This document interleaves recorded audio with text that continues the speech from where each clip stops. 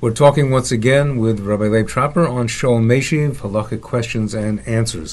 One of the questions which comes up very often, especially when people are in shul and they answer the bracha to somebody who's benching gomel, and sometimes we just wonder, why is the person saying it and why are we answering it? When does a person bench gomel, and is there a time limit between whatever caused the person to bench gomel, whether it was a transatlantic flight or a serious illness or an accident? What is the time frame? What are the conditions under which it is said? Does it apply to children? Does it apply to women? So can you give us some insight, Rabbi Leib, into those applications of Birchas Hagomel? Number one, I want to say this is Shoel Umeishiv number, what 13. was it? This is number 13? Okay. Yud Gimel Ikar. Okay. Right. Thank you so much. I could discuss those questions, but I think the first question you asked needs much more elaborate coverage. So therefore, I'm going to stick to the other two questions that you asked. As to the time frame and to the applicability to both children and to women. Right. I think that would be best that I do that right now. Just as a tangential response to the first question is, somebody was almost in a miracle, almost in a nest, or somebody almost was killed but not really killed. If a house almost falls on somebody but didn't fall on somebody, and therefore it never really hit him, is that considered something which requires a Birchas Hagomel? That's a discussion in itself, and that's why it's a very elaborate discussion. I don't want to in the rush and other places. I don't want to get involved. The sugya of this idea of Gomel is in Perek Haraya, and it's in Siman. If I remember correctly, it's in Siman Tuf. No, it's not in some. Reish Yud Tes. Reish Yud Tes in Chelik Beis of the Mishnah Berurah, and in Orachaim it's Reish Yud Tes starting in the beginning. That's on the Mishnah and Dalet and Brachas of Arbas Shvichim Lahodos. So the most common Birchas Hagomel we make is usually on just the transatlantic flights, as you mentioned, flying over to Israel. We say Birchas Hagomel. Actually, the Rogatchover was Cholik. He did this because he in a Sefer, I think, Or Halacha of Hagoyin Rav Zevin Zecher Tzadik Levracha, he quotes the Rogatchover as saying that you don't make a Birchas Hagomel on an airplane. Flying an airplane doesn't require Birchas Hagomel. I'm not going to go into the rice from Chulin that he brings v'chulu. However, the minig is, and that's what we pass, that we do make a Birchas Hagomel. So there are three time frames of when to make that bracha. Chatchil, you should make it up to 3 days. That's the preferred. Not, you can make it up to 30 days. One can make it up to 30 days without a problem with Shem Malchus. And, of course, if it didn't, you can do it anytime you want. The Ikeh Dinah de Gemara, you can do it as long as you want. Meferish Halach Psuk in the Shulchan Aruch as well. There's no limit to when you can make the Birchas Hagomel. Person had something happen with a bar mitzvah, and 20 years later they remembered to bench gomel. So, parrots, I love the question, appropriate question, intelligent question. And the Shulchan says, once it's kemat nishkach hama'oira, if the event, the occurrence was kind of lost, it's kind of faded, then of course you can't make any more Birchas Hagomel anymore. That's the Shulchan's chiddush. In Dinah de Gemara, you probably can. Supposing it was an indelible incident, but the person wasn't from at the time, didn't know about making Birchas Hagomel. So he'd make a Hagomel. You can make it as long as you want. But if it's something that is kind of faded in memory, then Aruch Shulchan says you do not make it. Even though other poskim don't say that, but that's his chiddush, and we allow him his chiddush. But it is required, two things we know. It's required to make the bracha with 10 people, without from a pasuk. You have to make it with front of 10. So, but the reason why we do it in a shul, most time you see a Hagomel in a shul, is because they do it on a day where they have Kriyas HaTorah.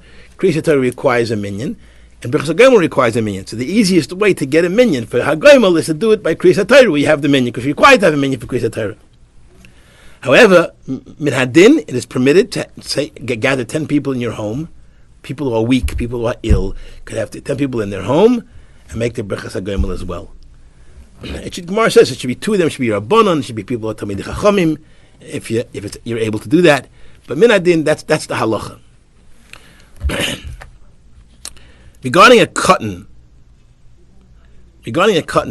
the problem with a cotton is because the bracha says Hagomel l'chayavim toivos. Is a child a chayav? It says God who does good to those who deserve not to be punished. The chayavim. Hagomel to who? God does his kindness to who? To chayavim l'chayavim, those who are responsible and should be punished, toivos.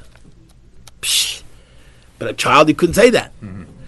Hence, there are many poskim that say, if he's a gia l'chinuch, he should make it without Shem Malchus. A child can make it without Shem Malchus.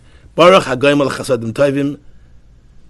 That's all. And that's what he says. Without Shem Malchus. Because it's a child if he can make it or not. However, the Birchas Yosef says the child can make that. Any bracha that he makes as he's trained by, he makes that bracha with Shem Malchus. That's what the Birchas Yosef says. So, halacha l'maaseh is that the father could say it for a younger child. The father could definitely say it because the chayavim goes on himself. Even the child up to bar mitzvah, really, the father could say it because everything till 13 goes. Whose responsibility is the parent? It's the father's responsibility. That's why we make a baruch shepaterani me'oinshir shel zeh. So the chayavim really is the father. That's why so many places can say that the father can make the bracha hagoyim l'chayavim teveh shegamalani kol tev. I remember I was a younger boy and I was in Tansman's bungalow colony up in Tansville.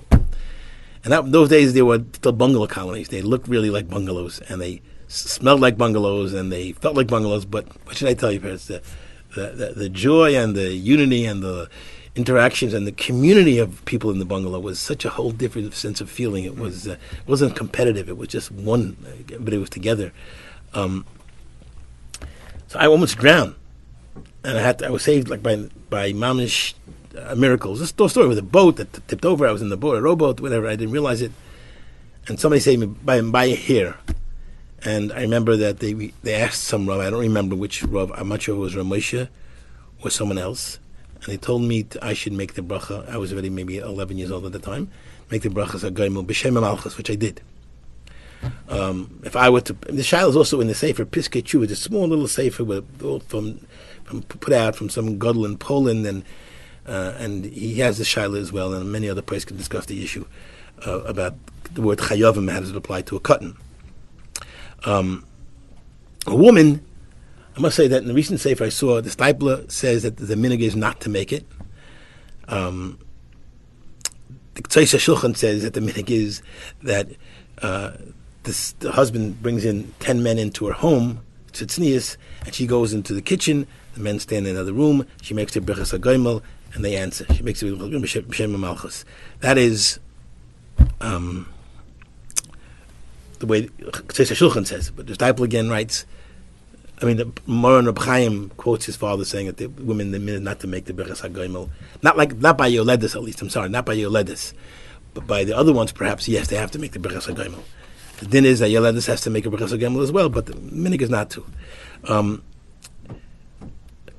The halacha is that some people are like the Rambam Shita that we do the brachas Hagomel b'mu'umad. We do not yeshiva but mu'umad. The pasuk says right the way it says right. So we should do that b'amida, and we should never have to make a brachas Hagomel not for the bad things. Not for only for simchas. We shouldn't make it for the bad things. Or God forbid accidents almost happening. God forbid is being spared. Chasanis for giving birth, and we're traveling, transcontinental flights. That's wonderful. But not for any kind of pain or accidents, chas v'shalom, that happen. Amen. Thank you very much. I hope that was helpful. Indeed. Thank you very much, Rabbi Leib Tropper and Shoel Umeishiv. Thank you.